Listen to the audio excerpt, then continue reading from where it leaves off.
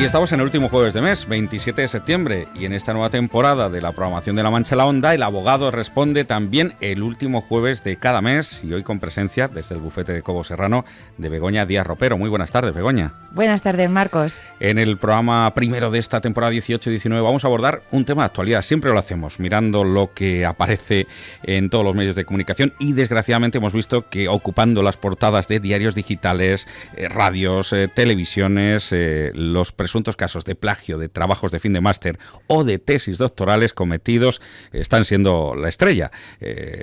Hablamos de representantes políticos sobre todo, y bueno, pero vamos a aclarar aspectos legales relacionados con este asunto, y para ello pues Begoña Díaz Ropero, que lo ha analizado y lo ha estudiado muy bien, y sé que lo va a exponer lo más gráficamente posible.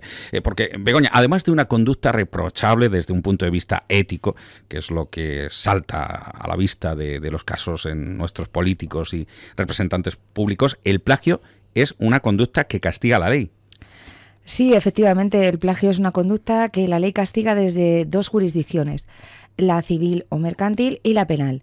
La regulación se recoge respectivamente en la Ley de Propiedad Intelectual y en el Código Penal. ¿Protege la Ley de Propiedad Intelectual los trabajos de fin de máster y las tesis doctorales? La Ley de Propiedad Intelectual protege el derecho de explotación de las obras artísticas, literarias y científicas, que incluye tanto los derechos personales como los patrimoniales. Es decir, el derecho que uno tiene a que se sepa que alguna obra artística, literaria o científica la has hecho tú, como el derecho de obtener un dinero por ese trabajo que has realizado. Bien, son objeto de protección las creaciones originales. Y es en este concepto de la originalidad donde está el quid de la cuestión del asunto del plagio. Solo las obras originales son susceptibles de protección. Tanto el trabajo de fin de máster como la tesis doctoral son consideradas obras científicas y por lo tanto protegibles por esta Ley de Propiedad Intelectual, y deben ser originales para ser admitidas como tales por el Tribunal Administrativo, que las tiene que valorar y calificar, conformado normalmente por profesores universitarios o por doctores. Eso, en función de cada universidad, regula quiénes tienen que formar parte del jurado que valora esos trabajos. Y más allá de cualquier interpretación interesada o poco objetiva desde el punto de vista jurídico, ¿cuándo se considera verdaderamente que existe ese plagio, tanto en una tesis doctoral como en un trabajo fin de máster?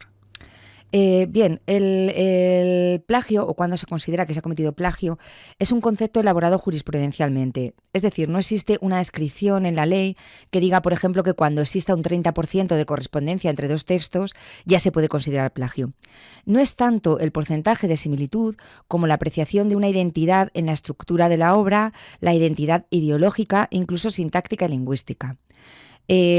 Voy a poner, por ejemplo, lo que dice una sentencia de la Audiencia Provincial de Granada de 23 de febrero del 18, en el que dice que el plagio puede consistir en una burda y descarada transcripción de la labor del genuino hacedor, bastando una simple confrontación para llegar al convencimiento de la actividad infractora, o bien en la asimilación del pensamiento ajeno, pero servido bajo formas expresivas nuevas, enmascarado. Otra acepción del plagio es la copia sustancial de una obra ajena atribuyéndose la autoría. Hay que tener en cuenta que la tesis doctoral es un trabajo de investigación sobre temas o problemas que ya existen, y el trabajo de fin de máster es igualmente un texto en el que se investiga y desarrolla una idea o concepto que se ha tratado o que está relacionado con la temática del propio máster. Es decir, la idea sobre la que se trabaja inicialmente, el tema, no es original. Lo que es original es la forma de abordar el estudio, la exhaustividad en el trabajo de investigación, el modo en que se expone, etc. Por lo tanto, es un concepto que se tiene que apreciar por la comparación entre lo que se dice que es original y lo que se dice que es copiado. Y abogada, ¿qué es el derecho de cita exactamente? Bien, el derecho de cita es algo también de lo que se ha estado hablando en relación a estos asuntos, y el artículo 32 de la Ley de Propiedad Intelectual dispone que es lícita la inclusión en una obra propia de fragmentos de obras ajenas de otros autores, siempre que su inclusión se haga a título de cita o para su análisis o juicio crítico. Parece lógico, como he dicho, que en un trabajo de este tipo, de tesis doctoral, de máster, se cite a diversos autores relacionados con el tema que han escrito obras propias, y se puede hacer, pero con la condición de que esa cita se atribuya a su autor y no al que está redactando la tesis o el trabajo de fin de máster. Esto se consigue mediante el entrecomillado e incorporando el nombre del autor justo al lado o al pie de página. Hay veces que se hace al final de la obra en el apartado denominado bibliografía, pero en todo caso debe hacerse con claridad para evitar que la cita se convierta en plagio. Y si te pillan en un desliz de este tipo y encima eres persona relevante, personaje público, te puedes enfrentar a un escarnio social. Pero legalmente, ¿cuáles son las consecuencias para el autor del plagio? Legalmente, desde el punto de vista de la ley de propiedad intelectual, se puede solicitar en la petición que se haga al juzgado y se condena al autor al cese de la actividad ilícita y a las indemnizaciones morales y patrimoniales que el afectado por el plagio considere adecuadas al perjuicio que ha sufrido. En todo caso, desde un punto de vista civil mercantil, es decir, a través de la ley de propiedad intelectual, únicamente son reclamables por el autor afectado y sus herederos. En cuanto al derecho penal, la conducta consistente en el plagio de una obra literaria, artística o científica se sanciona en los artículos 270 a 272 del Código Penal y es un delito de los denominados públicos, por lo que la denuncia puede ser formulada por cualquiera, aun cuando las consecuencias civiles le correspondan únicamente al perjudicado por el plagio. El tipo básico penal castiga el plagio con una pena de 6 meses a 4 años de prisión y multa de 12 a 24 meses. Y en cuanto a la responsabilidad civil, se remite el Código Penal a la Ley de Propiedad Intelectual y también puede incluir el cese de la actividad ilícita y la indemnización de daños y perjuicios, así como la posibilidad de que se publique la sentencia en un periódico oficial. Begoña, antes ya de despedir esta edición del Abogado Responde, finalmente, además del asunto del plagio, está el de la presunta falsificación de títulos, notas y o actas, que también hemos podido escuchar en relación con el famoso y dichoso tema de los máster. Estas conductas, ¿qué tipo de infracción suponen y qué castigo conllevan?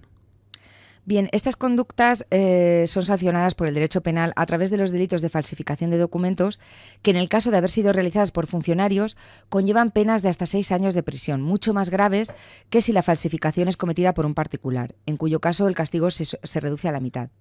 Falsificar notas, actas, certificados por persona que pueda calificarse como autoridad o funcionario constituye un delito grave, pero además en estos casos recientes que afectan a representantes políticos de distintos partidos, así como al menos a 2 universidades, se están investigando los indicios de comisión de otros delitos, tales como el tráfico de influencias, delito en el que se encuentra siempre un funcionario o autoridad que ejerce presión sobre otro para conseguir un beneficio a favor de sí mismo o de un tercero, o el particular que igualmente influye sobre un funcionario o autoridad para obtener un beneficio. La Universidad Rey Juan Carlos I, por ejemplo, es una universidad pública y sus profesores, funcionarios, por tanto, pueden ser sujetos activos como tales funcionarios de los delitos descritos. La jurisprudencia ha entendido que son funciones públicas las realizadas por entes públicos con sometimiento al derecho público y desarrolladas con la pretensión de satisfacer intereses públicos, tales como la enseñanza y la sanidad. En definitiva, un profesor que ha alterado un certificado o un acta de notas está cometiendo un delito de falsificación y, en su caso, de tráfico de influencias, incluso de prevaricación. Bueno, y ya vemos cómo ha quedado la imagen también de lo que era hasta ahora una prestigiosa universidad, como es la Rey Juan Carlos I. Aquí en La Mancha hasta ya se hacen chistes de vendimia, como aquello de que si llevas el remolque con uvas allí, te suben el grado. No sé si lo habrá oído usted, abogada, pero son estas cosas que tiene también la gente poniendo siempre el toque jocoso a los acontecimientos del día a día aquí en nuestro país. Begoña Díaz Ropero, gracias a usted y al gabinete de Cobo Serrano por estar ahí de nuevo dándonos servicio y desde su experiencia, por supuesto, informándonos en todo lo que concierne a su especialidad el último jueves de cada mes. Un placer. Un placer, Marcos. Buenas tardes.